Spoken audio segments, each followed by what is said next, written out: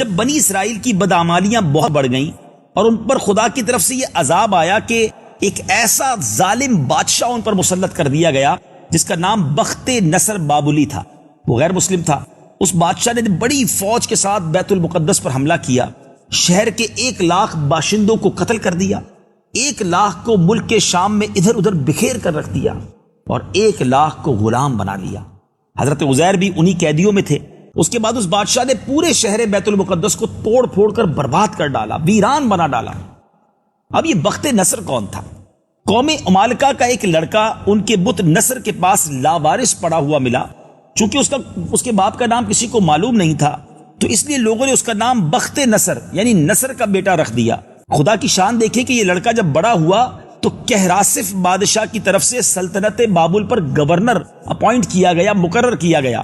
پھر یہ خود دنیا کا بہت بڑا بادشاہ ہو گیا، بڑا ظالم تھا۔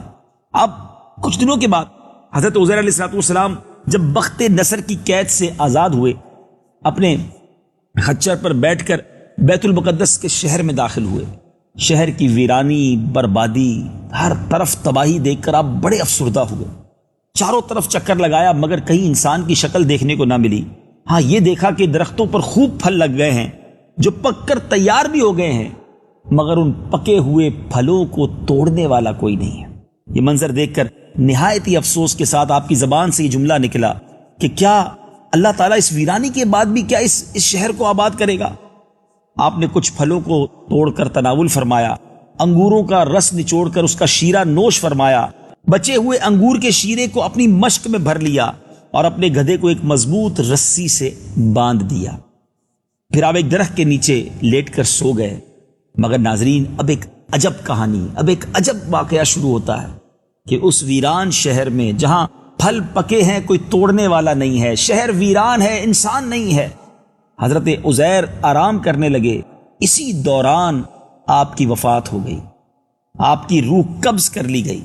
اللہ تعالیٰ نے درندوں، پرندوں، چرندوں، جنات اور انسان سب کی آنکھوں سے آپ کو اوجھل کر دیا۔ آپ کسی کو نظر نہ آتے تھے، کوئی آپ کو دیکھ نہ سکا، یہاں تک کہ 70 برس کا زمانہ گزر گیا، 70 ایئرز گزر گئے۔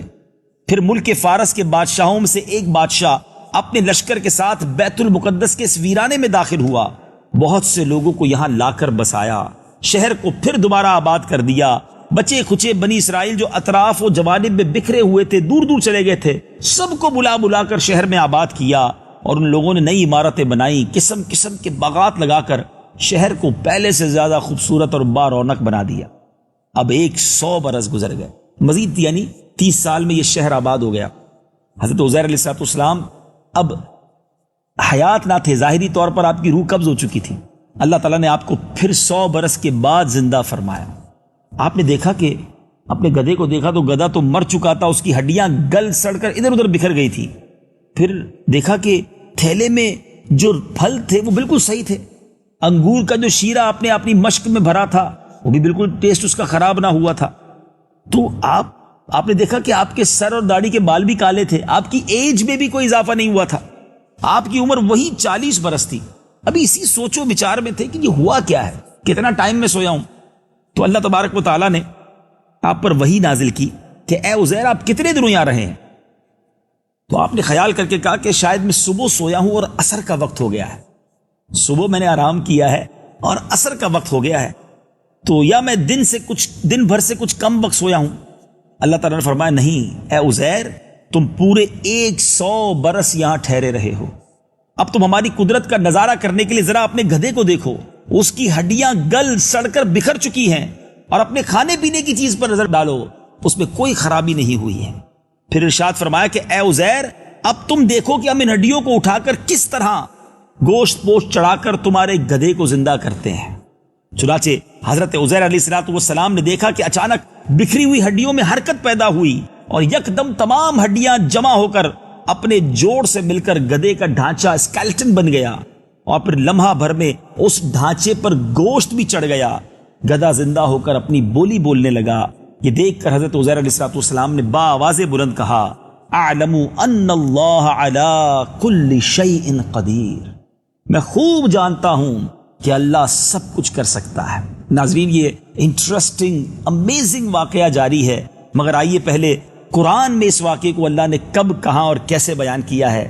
پارہ 3 ہے، سورہ بقرہ، آیت نمبر 259، اس کی تلاوت سنتے ہیں، اس کا ترجمہ سنتے ہیں۔ أو كالذي مر على قرية وهي خاوية على عروشها قال أنى يحيي هذه الله بعد موتها فأماته الله 100 عام ثم بعثه قال كم لبثت قال لبثت يوما أو بعض يوم قال بل لبثت 100 عام فانظر إلى طعامك وشرابك لم يتسنه وانظر إلى حمارك ولنجعلك آية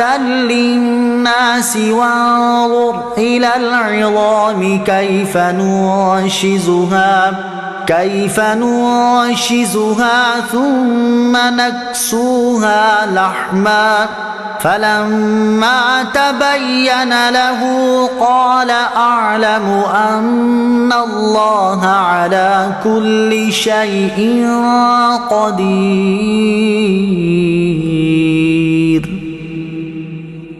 یا اس کی طرح جو گزرا ایک بستی پر اور وہ ڈھئی یعنی گری پڑی تھی اپنی چھتوں پر، بولا اسے کیوں کر جلائے گا اللہ اس کی موت کے بعد؟ تو اللہ نے اسے مردہ رکھا 100 برس، پھر زندہ کر دیا۔ فرمایا تو یہاں کتنا ٹھہرا؟ عرض کی دن بھر ٹھہرا ہوں گا یا کچھ کم۔ فرمایا نہیں، تجھے 100 برس گزر گئے، اور اپنے کھانے اور پانی کو دیکھ کہ اب تک بو نہ لایا، اور اپنے گدھے کو دیکھ کہ جس کی ہڈیاں تک سلامت نہ رہیں، اور یہ اس لیے کہ تجھے ہم لوگوں کے واسطے نشانی کریں، اور ان ہڈیوں کو دیکھ کیوں کر ہم انہیں اٹھان دیتے پھر انہیں گوشت پہناتے ہیں۔ جب یہ معاملہ اس پر ظاہر ہو گیا بولا میں خوب جانتا ہوں کہ اللہ سب کچھ کر سکتا ہے۔ جی ناظرین، قرآن میں کس انداز سے اس واقعے کی طرف اشارہ ہے آپ نے سنا۔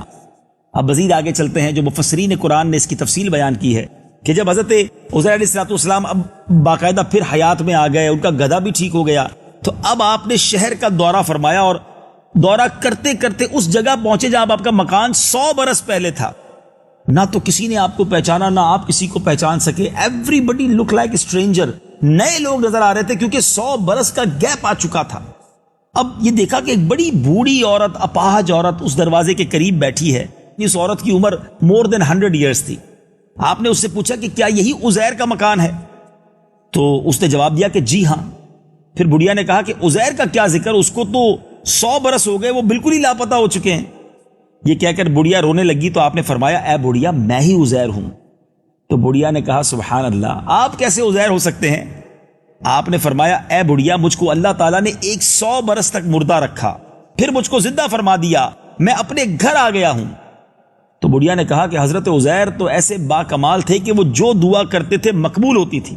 اگر آپ واقعی حضرت عزیر ہیں تو میرے لیے دعا کیجئے کہ اللہ میری آنکھوں کی بینائی واپس لوٹا دے اور میرا فالج اچھا ہو جائے۔ حضرت عزیر علیہ السلام نے دعا کر دی، بڑھیا کی آنکھیں بھی ٹھیک ہو گئی، فالج بھی ٹھیک ہو گئے۔ اب اس نے غور سے دیکھا تو پہچان گئی اور وہ چلانے لگی کہ میں گواہی دیتی ہوں، شہادت دیتی ہوں کہ یہی حضرت عزیر ہیں، کیونکہ اب آنکھوں سے نظر آنے لگ گیا تھا۔ اور اب بنی اسرائیل کے محلے میں وہ آپ کو لے کر گئی۔ اتفاق سے وہ سب لوگ ایک مجلس میں جمع تھے، اور اسی مجلس میں حضرت عزیر کا لڑکا بھی موجود تھا جو 118 برس کا ہو چکا تھا، اور آپ کے چند پوتے بھی تھے جو سب بوڑھے ہو چکے تھے۔ بڑھیا نے مجلس میں شہادت دی اور اعلان کیا لوگوں بلا شبہ یہ حضرت عزیر علیہ السلام ہے۔ مگر کوئی آپ کی بات، بڑھیا کی بات نہیں مانا کہ یہ زمانے نے کیسا منظر دیکھا تھا کہ باپ کی عمر 40 سال اور بیٹے کی عمر 118 سال، پوتے بھی بوڑھے ہو گئے ہوں۔ لیکن یہ اللہ کی قدرت کا ایک ایسا نظارہ ہے ناظرین جو قرآن میں موجود ہے۔ اب کیا ہوا؟ اتنے میں ان کے لڑکے نے کہا کہ میرے والد کے دونوں کاندھوں کے درمیان ایک کالے رنگ کا مسا تھا جو چاند کی شکل کا تھا، چنانچہ آپ اپنا کرتا اٹھا کر دکھائیں۔ حضرت عزیر نے اپنا کرتا اٹھایا تو بالکل وہ مسا موجود تھا۔ پھر لوگوں نے کہا کہ حضرت عزیر کو تو تورات زبانی یاد تھی، اگر آپ عزیر ہیں تو زبانی تورات سنائیے۔ آپ نے بلا جھجک توریت پڑھنا شروع کر دی۔ اب بخت نصر بادشاہ نے ایک اور ظلم یہ کیا تھا ناظرین کہ اس شہر میں جتنے توریت کے عالم تھے سب کو چن چن کر قتل کر دیا تھا۔ حضرت عزیر نے تورات صحیح پڑھی ہے کہ نہیں کوئی بتا نہیں سکتا تھا، نو بڈی نوز، کسی کو آتی نہیں تھی توریت، نہ وہ کتاب کا کوئی نسخہ موجود تھا کہ جس کو دیکھ کر کریکٹ کیا جا سکے۔ تو ایک آدمی نے کہا کہ میں نے اپنے باپ سے سنا ہے کہ جس دن ہم لوگوں کو بخت نصر نے گرفتار کیا اس دن ایک ویرانے میں ایک انگور کی بیل کی جڑ میں توریت دفن کر دی گئی تھی، اگر تم میرے دادا کے انگور کی جگہ کی نشاندہی کر دو تو میں تورات کو جلد برآمد کر دوں گا۔ اس وقت پتہ چل جائے گا کہ حضرت عزیر نے جو تورات پڑھی ہے وہ صحیح پڑھی ہے یا غلط پڑھی ہے۔ لوگوں نے تلاش کی، وہ جگہ زمین کھودی، توریت کا نسخہ نکل آیا، توریت کتاب نکل آئی۔ حضرت عزیر کو زبانی جو توریت یاد تھی جو انہوں نے پڑھ کر سنائی وہ ایگزیکٹلی وہی تھی، بالکل آپ ٹھیک پڑھ رہے تھے۔ اب یہ عجیب و غریب اور حیرت انگیز ماجرا دیکھ کر لوگوں نے یک زبان ہو کر کہنا شروع کر دیا کہ بے شک حضرت عزیر ہی ہیں اور یہ خدا کے بیٹے ہیں، معاذ اللہ۔ چنانچہ اسی دن سے یہ غلط اور مشرکانہ عقیدہ آگے بڑھ گیا یہودیوں میں کہ معاذ اللہ حضرت عزیر اللہ کے بیٹے ہیں۔ نہیں ناظرین، یہ عقیدہ درست نہیں ہے، مگر آج دنیا بھر کے یہودی جو ہیں اسی باطل عقیدے پر جمے ہوئے ہیں کہ حضرت عزیر علیہ الصلوۃ والسلام خدا کے بیٹے ہیں۔ ناظرین، یہ واقعہ آپ نے سنا، one of the amazing stories of Quran. اس سے زیادہ حیرتناک واقعہ کیا ہوگا؟ 100 سال اللہ کی بارگاہ سے ان پر موت طاری کی گئی اور پھر انہیں زندہ کر دیا گیا۔ ان کو یہ منظر دکھانا تھا، جو ان کی زبان پر ایک جملہ جاری ہوا تھا کہ اللہ اس ویرانے کو کیسے آباد کرے گا۔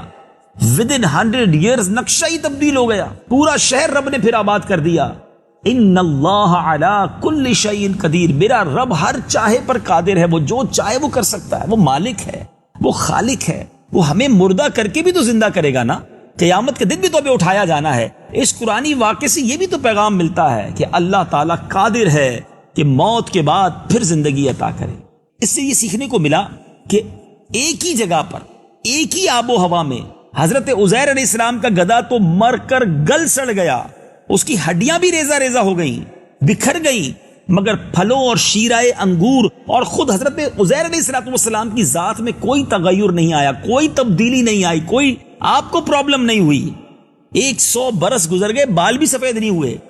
اس سے ثابت کیا ہوتا ہے؟ سبحان اللہ، علماء کہتے ہیں ایک ہی قبرستان ہوتا ہے اور اندر ایک ہی آب و ہوا ہے، مگر بعض مردوں کی لاشیں گل سڑ کر فنا ہو جاتی ہیں اور بعض بزرگوں کی لاشیں سلامت رہ جائیں، ان کے کفن بھی میلے نہ ہوں۔ ایسا ہو سکتا ہے، بلکہ بارہا ایسا ہوا ہے، اور حضرت عزیر علیہ السلام کا یہ واقعہ اس کی بہترین دلیل ہے۔ سبحان اللہ ناظرین، کیا شاندار دلیل قرآن کے اس واقعے سے ملتی ہے کہ اللہ والوں کے کفن سلامت رہیں، وہ قبروں میں سلامت رہیں، یہ پاسبل ہے۔ ایک جیسا ہی ماحول، ایک جیسی ہی قبریں، لیکن اللہ جس پہ چاہے رحمت کی نگاہ فرما دے۔ ایک حدیث پاک سنانا چاہوں گا، یہاں ہم سب کے لیے بھی میسج ہے۔ اللہ کے حبیب علیہ الصلوۃ والسلام فرماتے ہیں، جس کا مضمون ہے قبر 2 طرح کی ہوتی ہے، یا تو جنت کے باغوں میں سے ایک باغ ہوتی ہے، یا تو دوزخ کے گھڑوں میں سے ایک گھڑا۔ اب غور یہ کرنا ہے ناظرین، ہم قبرستان جاتے ہیں، نارملی ایک جیسی قبریں ہوتی ہیں۔ میرا دنیا کے کئی ملکوں میں ٹریول ہوا ہے، کئی ملکوں میں تو بڑے خوبصورت قبرستان ہیں، بڑے ویل مینج، پودے لگے ہوئے، خوبصورت پودے ہیں، گرینری ہے، ٹھنڈی ہوائیں چل رہی ہیں، تو خیال یہ آتا ہے کہ اوپر سے قبر تو سب کی خوبصورت بھی ہے اور ایک جیسی بھی ہے۔ لیکن یاد رہے، آج دنیا میں کسی کالونی میں جائے نا اور ایک جیسے بنگلے ہوں، بڑے مہنگی کلاس کے بنگلے ہوں، تو ہمیں سمجھ آ جاتا ہے کہ یہاں سارے لوگ بڑے اچھے ویل سیٹ ہوں گے کیونکہ اس کالونی میں رہ رہے ہیں۔ مگر قبرستان کا ماجرا ایسا نہیں ہے۔ اوپر قبر دیکھ کر کوئی ڈیسائیڈ نہیں کر سکتا کہ یہ برابر برابر میں قبریں ہیں، ایک جیسی دکھتی ہیں۔ ہو سکتا ہے ایک قبر جنت کا باغ ہو اور ایک قبر دوزخ کا گھڑا ہو، کسی کی قبر میں جنت کی ہوائیں اور جنت کی خوشبوئیں ہوں اور کسی کی قبر میں سانپ اور بچھو ہوں۔ ناظرین، مجھے اور آپ کو اس بات کی تیاری کرنی ہے کہ جس قبر میں مجھے اور آپ کو جانا ہے وہ قبر ایٹ اینی کاسٹ، کسی بھی صورت میں جنت کا باغ بنے۔ کہیں ایسا نہ ہو اگر جنت کا وہ باغ نہ بنی تو حدیث پاک میں تو 2 ہی آپشن ہے نا، کوئی تیسرا آپشن تو نہیں ہے، یا تو جنت کا باغ ہوگی یا تو دوزخ کا گھڑا۔ ٹرائی ٹو انڈرسٹینڈ، ایسی زندگی گزاریے کہ ہماری قبر جنت کا باغ بن جائے۔ صلو علی الحبیب صلی اللہ تعالی علی محمد۔ مجھے اپنی اور ساری دنیا کے لوگوں کی اصلاح کی کوشش کرنی ہے انشاءاللہ۔